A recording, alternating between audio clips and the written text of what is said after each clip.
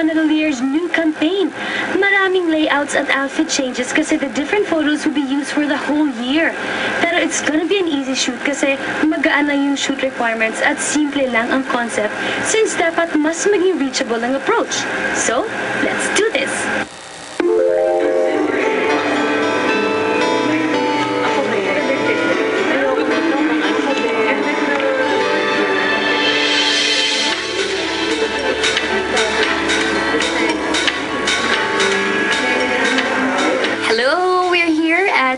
DPIXL Studio para po sa photoshoot ng aking latest Cebuana Lillier TV commercial. We have 4 outfits. The first is a TVC, yung sinuot niya sa TV commercial. The other ones are casual, tunic, isang tunic na blue, and then naka-pair with skinny jeans na gray. And then merong tailored dress na suot siya ngayon, which isushoot pa lang namin. The last one is semi-formal dress. Silk dress with belt. So 4 looks. Iba-ibang usage nila eh. Ang shoes niya sa kanya. And then accessories, ang gusto ng client, mas simple, very subtle lang. So, dainty lang ang gusto ng client. Ayaw niya ng masyadong maraming or malalaking accessories. So, para ang focus is on Sarah. So, yung shoes niya, ang dami yung shoes na bago. Yun. Oo, may Alexander McQueen ako nakita. Yun, which is yung isa. And then, yun, mga YSL na shoes niya, nakamatch lang with the clothes, basically. Kasi lang, basically, yung pinaka-general na the look that we're giving with Sarah in terms of like sa makeup is just very clean, very girl next door. Hindi masyadong as glam, pero beautiful pa rin. You just wanted that extra glow and sparkle. I usually, pag mga ganitong looks, I really stick to like the basics, which is neutrals and the browns, the earthy colors. And, I like using pinks. I'm very inspired with pinks because pink really adds freshness and youth. It looks very youthful, nakakabata. What we did is we just would intensify the lips, iniiba lang. Pero basically it's just the same. The eyes is still, bright. Hindi mo isipin na parang, ang kapal ang eye makeup niya. It's really just nagsasparkle yung mata niya. Yun ang habol namin. I want it to be about her, not about the makeup. Kompleto yung team namin, si Miss Christine Duque, may makeup artist, si Sir Jimones, my hairstylist, at saka si Ate Maylet Arzaga, ang aking pong stylists.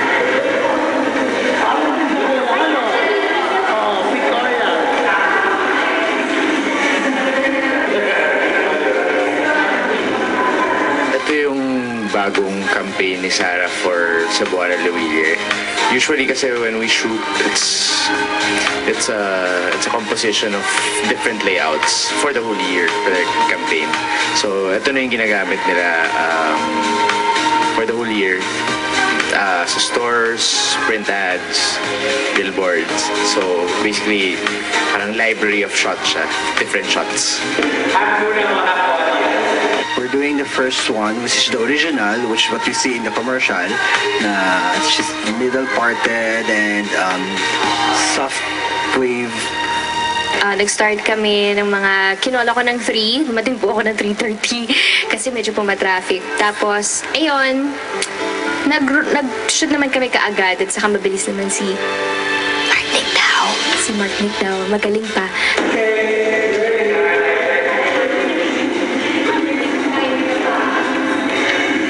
Sa isang outfit, we would do like 4 to 5 different poses para just in case kailangan nila online, kailangan nilang gamitin sa mga flyers or sa mismong stores ng Cebuana. Yun ay makikita nila, mga standee. So, marami siyang shots. Although, mabilis lang naman kasi alam na namin yung gagawin. Okay.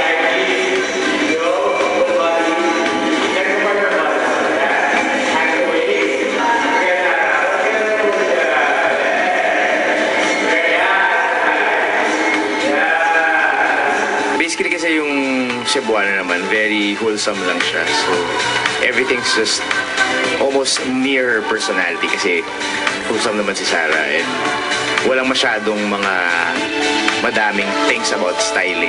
So, less accessories. Very simple. Pati yung hair, pati yung makeup. Simpleng-simple lang. Iba-iba yung levels kasi meron from casual, simple, pero medyo mas konting, bihis naman, mas medyo trendy siya, kahit na casual lang, not too simple. And then the other ones, they will use it kasi pang mga events or anniversaries or ganyan. So, ni-request nila na medyo bihis, pang corporate, yun. So, mas siya, unlike yung, hindi siya sobrang casual na relaxed.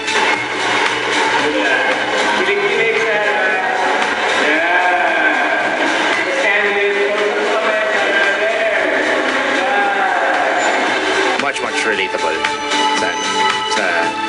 sa market ng Cebuano.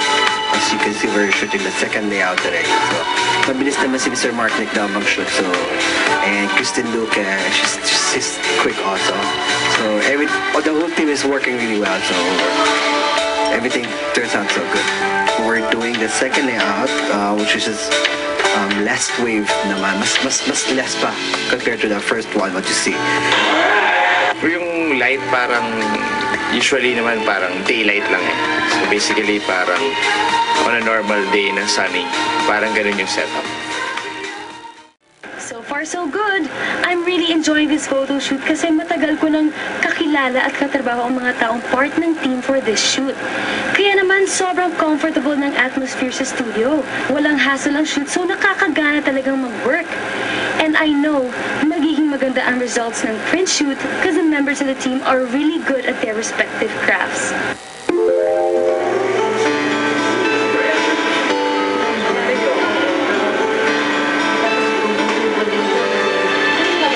Third one, we're doing the side pony, which is a little more executive, more conservative.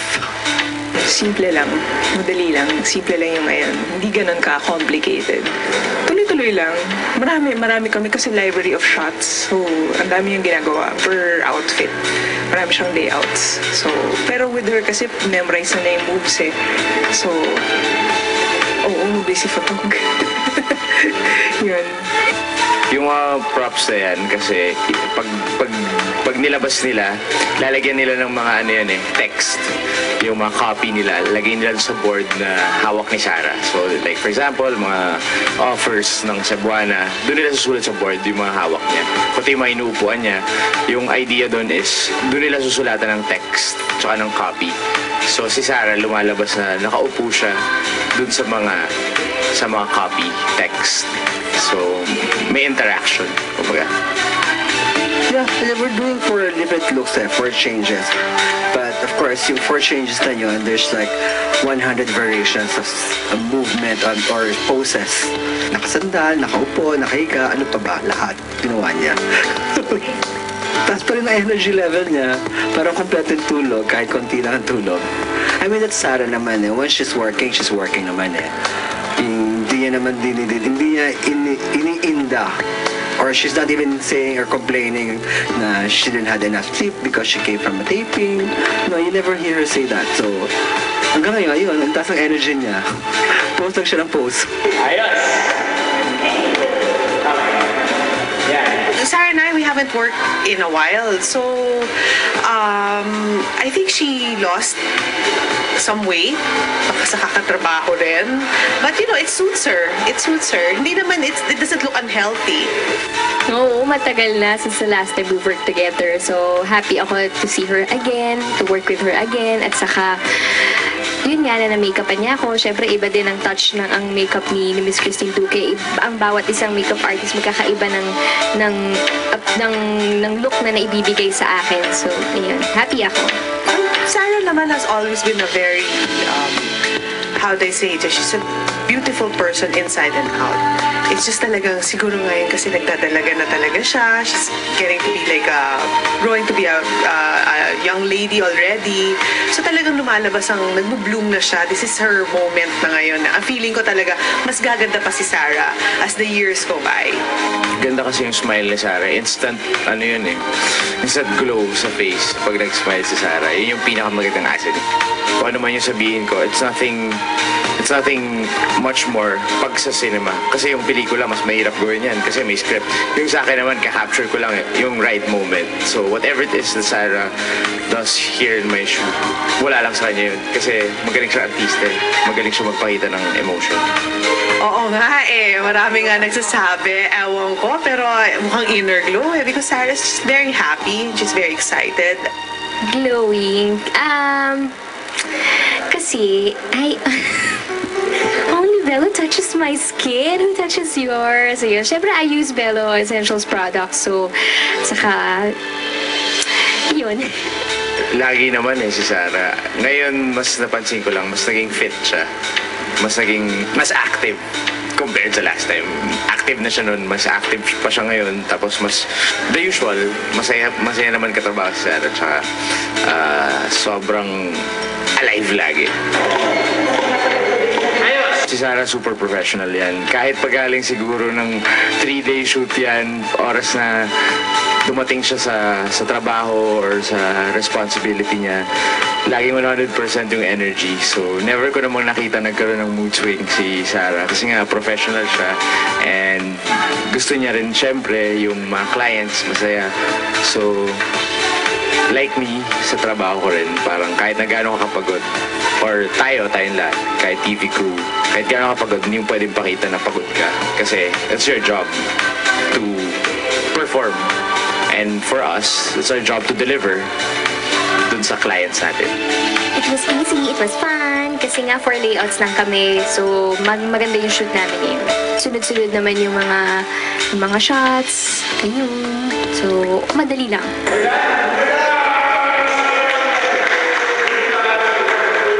Yes. And that's it for our photo shoot today. Yes, sobrang po akong nag-enjoy lang. 4 layouts na yung ginawa namin. So, short lang yung aming pictorial today. Ayun, thank you for joining us. Till next time, bye-bye! I'm really honored to be part of the Cebuana Lumiere family.